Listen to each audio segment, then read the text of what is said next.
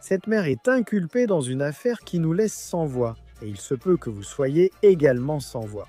Son ancien propriétaire a découvert à l'intérieur de la maison dont il l'a expulsé non pas un seul nourrisson mort, mais apparemment un total de 3 nourrissons morts. Selon cette vidéo de WTAE, nous avons tellement de questions sur la façon dont cela a pu arriver et sur ce que cette mère dit aux enquêteurs, puisqu'elle est maintenant accusée de meurtre. Nous enquêtons sur l'affaire présentée par Law and Crime. Je suis Chris Stewart.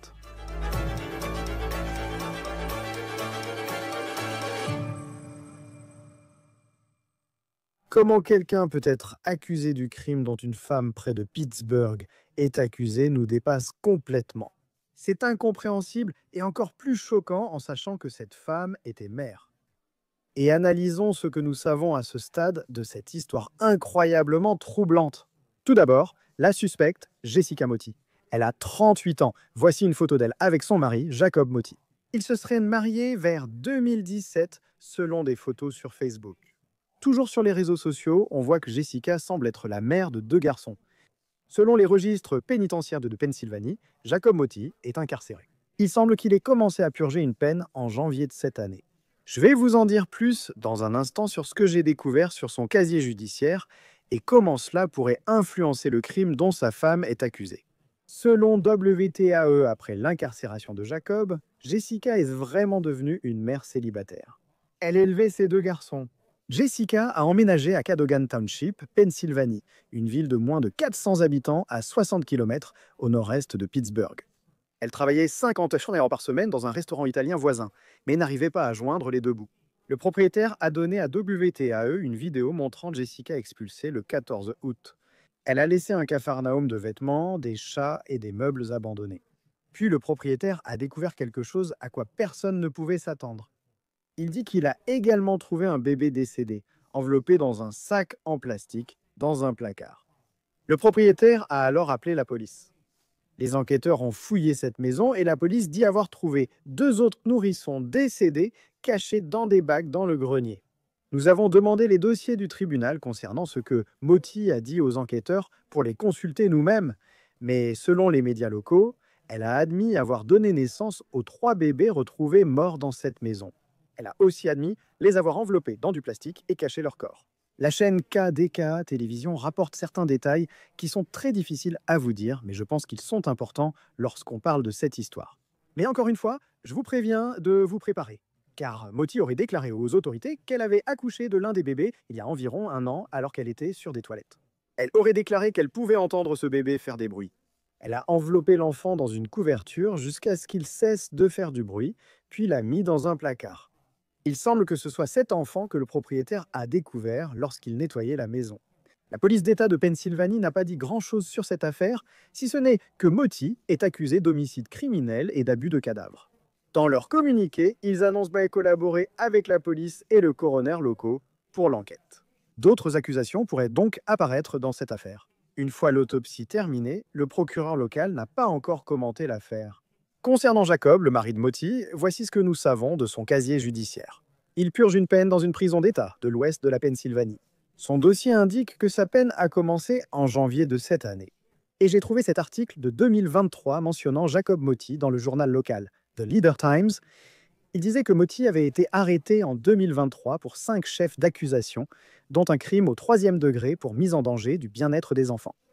Il faisait également face à un délit de 1er degré pour mise en danger du bien-être des enfants, à un délit de conduite en état d'ivresse, à une altération générale, à des dommages à un véhicule ou à une propriété non surveillée, et à une conduite avec permis suspendu, ce qui était sa 2e infraction de ce type, selon le journal.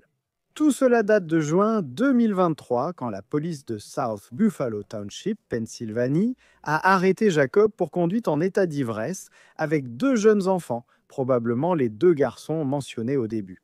Et il aurait reculé dans un garage d'un bureau de poste local.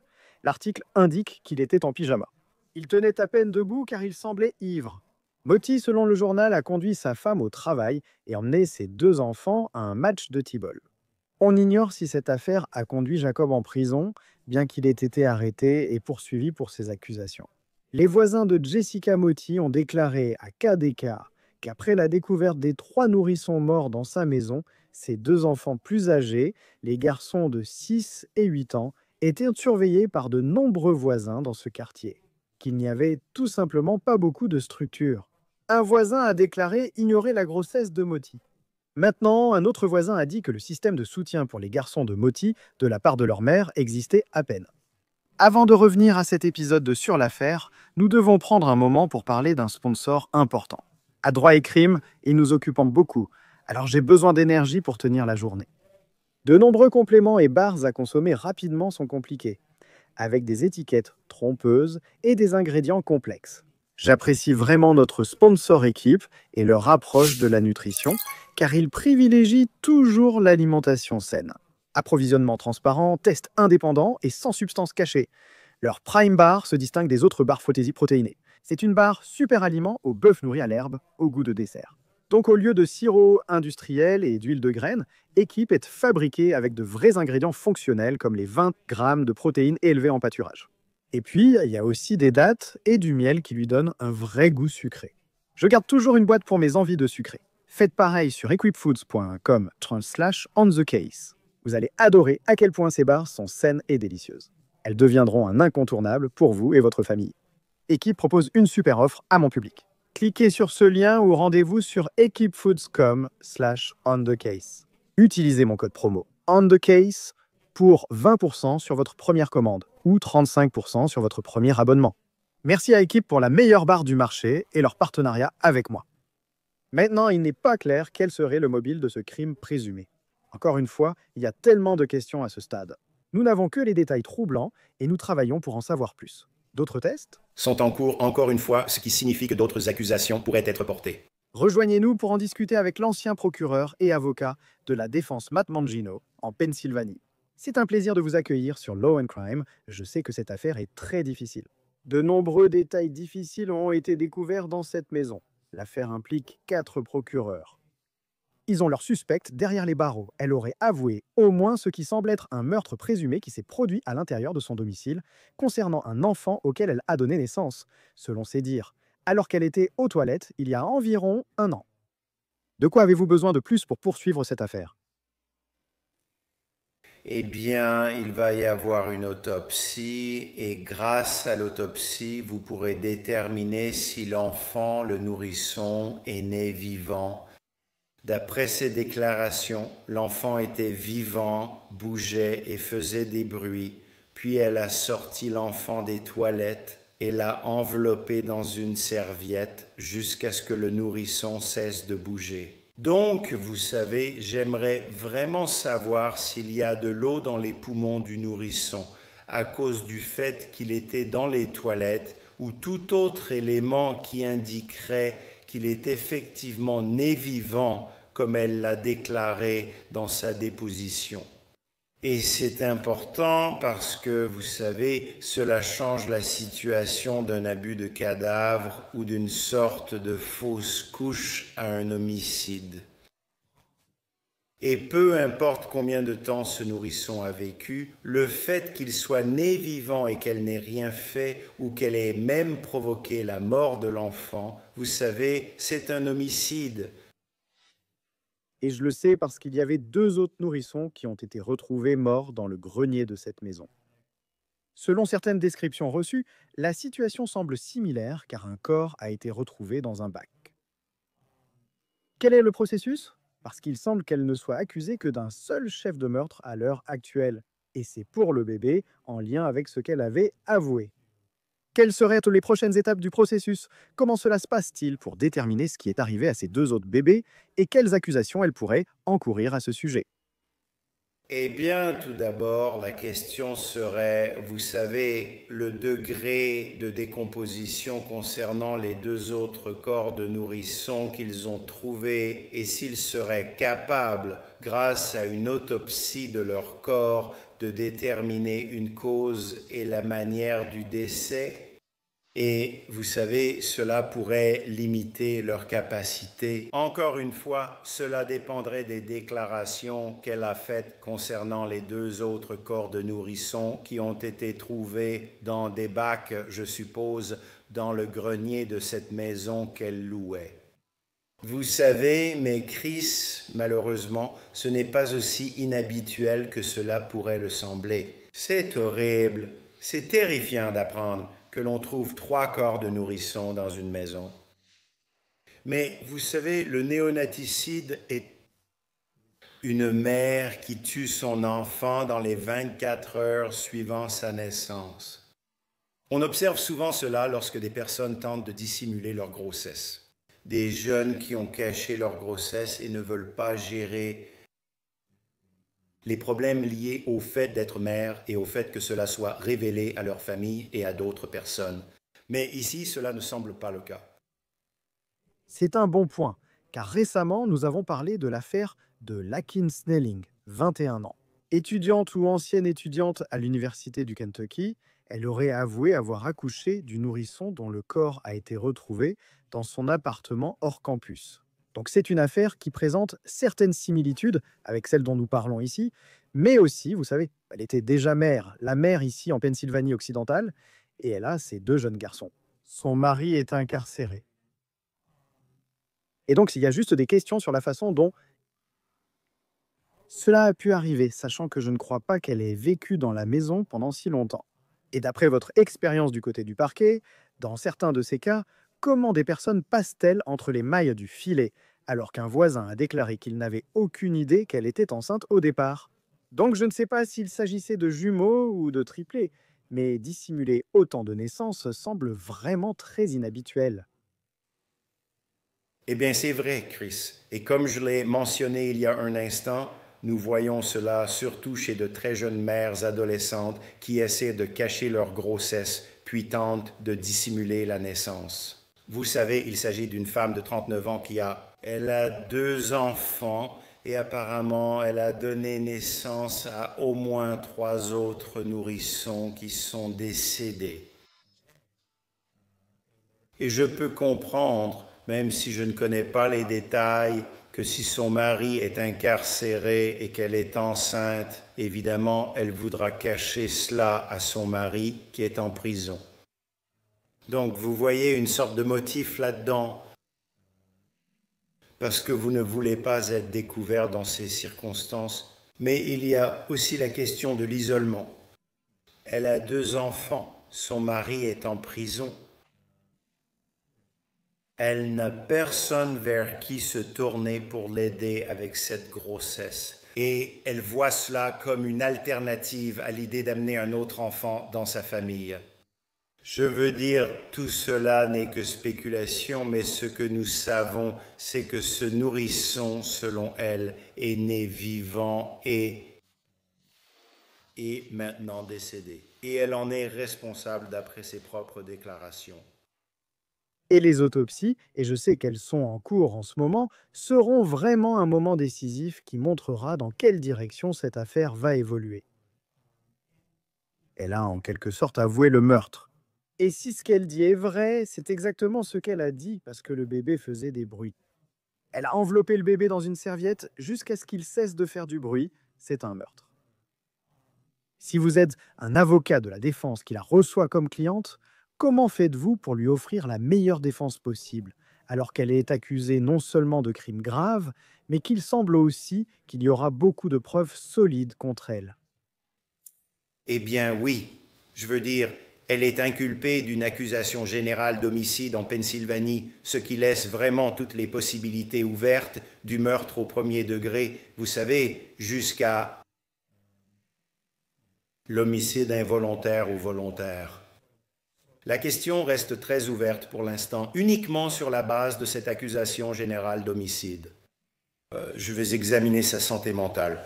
Vous savez, si je la défendais, je voudrais surtout faire des évaluations pour déterminer l'état de sa santé mentale. Était-elle soutenue dans la communauté? Est-ce qu'elle recevait des médicaments pour la santé mentale si elle en avait besoin?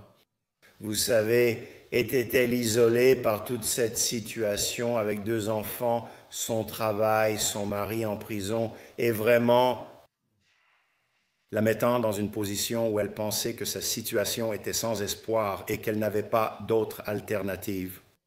Cela n'annule pas nécessairement sa responsabilité, mais cela peut atténuer sa responsabilité par rapport à quelqu'un qui fait face à une accusation de meurtre au 1er degré plutôt qu'au troisième degré ou même d'homicide involontaire. Donc, je me concentrerai vraiment sur elle, sur sa santé, son état mental et toute maladie mentale, ainsi que sur la façon dont tout ce scénario a impacté sa vie. J'ai lu ailleurs qu'un voisin disait qu'elle travaillait 50 heures par semaine au restaurant italien du quartier, au bout de la rue. Et ça fait beaucoup, vous savez, bien plus que les 40 heures par semaine que les gens font habituellement avec un travail classique de 9 à 5. Donc je peux comprendre l'argument que la défense avancerait, c'est que c'était une femme complètement dépassée par la situation. Mais même dans ce cas, si vous avez 3 corps de nourrissons chez vous et que les photos de l'intérieur de la maison montrent aussi des conditions très difficiles, quelle serait la différence si, disons, cet argument touche la corde sensible du jury par rapport à un meurtre au premier degré, le pire qui soit, la prison à vie? Quel pourrait être le meilleur résultat possible pour elle? Eh bien, le meilleur résultat possible serait que une infraction moindre, comme je l'ai dit, un meurtre au troisième degré, ce qui signifie tuer avec préméditation en Pennsylvanie. L'homicide involontaire, c'est une négligence imprudente envers le bien-être d'une autre personne. Donc, voici donc les options. Je pense que ce qui complique un peu les choses pour elle, c'est que cela s'est produit au moins 3 fois. Et donc, on peut se retrouver dans un état émotionnel paniqué parce qu'on est dans une situation qui peut vraiment être préjudiciable. Ton mari l'apprend, il est en prison. Maintenant, tu as 3 enfants à t'occuper. Tu travailles toujours 50 heures par semaine, mais tu ne peux pas avoir ce même genre de panique pendant des années. C'est presque devenu un modus operandi pour elle. Si tu regardes bien, eh bien, tu tombes enceinte. Tu ne reçois aucun soin. Tu accouches chez toi, tu mets l'enfant dans un sac et c'est la fin de l'histoire. Ça va rendre son problème de santé mentale un peu plus difficile. Et tu regardes les conditions à l'intérieur de la maison. Apparemment, il y avait plusieurs chats abandonnés, ce qui était, semble-t-il, la principale préoccupation du propriétaire quand il est venu changer les serrures. Il voit la propriété, des meubles restés sur place, comme si elle avait simplement abandonné les lieux. Et puis il finit par sentir quelque chose. Et c'est difficile d'en parler. Il trouve ce sac qui contient quelque chose que personne ne voudrait voir. Comment ces conditions de départ, avec un enfant de 6 ans et un de 8 ans vivant dans les mêmes circonstances, pourraient-elles influencer ce procès? Cela peut-il impacter le déroulement d'un éventuel procès pour meurtre concernant les nourrissons? Eh bien, je ne sais pas si cela a forcément un lien direct avec sa conduite, mais au minimum, cela va être présenté comme preuve lorsque les procureurs vont poser les bases de leur dossier et ils vont constater que cela peut simplement être le comportement d'une personne qui ne se soucie vraiment pas des gens autour d'elle, qui ne se soucie pas d'elle-même, qui ne se soucie pas de ses propres enfants qui sont nés et qui est assez insensible, blasée et malheureuse pour simplement mettre intentionnellement fin à ses vies après la naissance de ses enfants. J'aimerais voir comment les procureurs utiliseraient finalement tout cet environnement pour présenter la prévenue dans cette affaire. Nous parlons souvent, dans certaines histoires très difficiles, de l'état d'esprit dans lequel une personne se trouvait lorsqu'elle aurait commis ces crimes. Pour un plaidoyer pour folie, un avocat de la défense envisagerait cette option avec elle en Pennsylvanie. Que doivent-ils prouver pour que ce soit efficace? Eh bien, en Pennsylvanie, comme dans la plupart des États, il faut être dans une situation où l'on ne peut pas faire la différence entre le bien et le mal. Donc essentiellement, une défense pour folie, vous venez et dites « Hey, la police arrive, vous avez tiré sur votre voisin ». Oh oui, j'ai tiré sur mon voisin. Eh bien, pourquoi avez-vous tiré sur votre voisin? Eh bien, mon voisin est un extraterrestre venu de l'espace et il essaie de conquérir le monde. Ils ne nient pas qu'ils ont pointé une arme et appuyé sur la gâchette, mais ils ne réalisent tout simplement pas et ne peuvent pas comprendre le fait que cette personne n'est pas un extraterrestre. Et ce qu'ils ont fait n'était pas pour protéger le monde ou les États-Unis d'Amérique. Donc cela devient très difficile. Donc présenter quelqu'un comme s'il ne comprenait pas la différence entre le bien et le mal est très difficile. Laissez-moi vous donner un exemple applicable à ce cas. Alors disons, elle souffre d'un problème de santé mentale si grave qu'elle accouche de l'enfant et laisse simplement l'enfant dans les toilettes, laisse simplement l'enfant par terre. Non, elle a mis l'enfant dans un sac cabas et a mis le sac cabas dans le grenier. Elle comprend que ce qu'elle a fait était mal, sinon elle n'aurait pas essayé de cacher le fait qu'elle avait ses enfants et elle ne les aurait pas mis dans un sac et un cabas et ne les aurait pas mis dans le grenier ou mis l'autre enfant qui a été retrouvé plus récemment dans un sac et l'a mis dans le placard. Ce n'est pas ainsi qu'agit quelqu'un qui souffre d'un grave trouble mental après avoir commis un crime. Enfin, Matt, je sais que chaque étape peut parfois différer sur les prochaines étapes. Et en ce moment, elle est détenue derrière les barreaux. Apparemment, elle a eu un entretien avec les forces de l'ordre et ils attendent les résultats des autopsies. Qu'anticiperiez-vous comme prochaines étapes en termes d'audience et potentiellement à quoi ressemblerait le calendrier pour arriver à un procès? Eh bien, l'étape suivante serait ce qu'on appelle une comparution préliminaire, où il fixerait une audience sur la caution, que cela ait eu lieu ou non. Je ne crois pas que cela ait eu lieu, je crois qu'elle a été arrêtée hier. Mais finalement, l'étape suivante dans le processus après cette comparution préliminaire serait une audience préliminaire au cours de laquelle elle comparaîtrait devant un magistrat, un juge, et le ministère public présenterait une audience pour établir les motifs raisonnables. Il y a suffisamment d'informations ici pour que cette affaire soit portée devant la cour des plaids communs, comme on les appelle en Pennsylvanie, et finalement devant un tribunal pour un procès. Et nous verrons comment tout cela va se dérouler. C'est une histoire très triste, il n'y a aucun doute là-dessus, venant de l'ouest de la Pennsylvanie. L'avocat pénaliste et ancien procureur Matt Mangino nous rejoint de l'ouest de la Pennsylvanie. Merci d'être avec nous sur Law and Crime.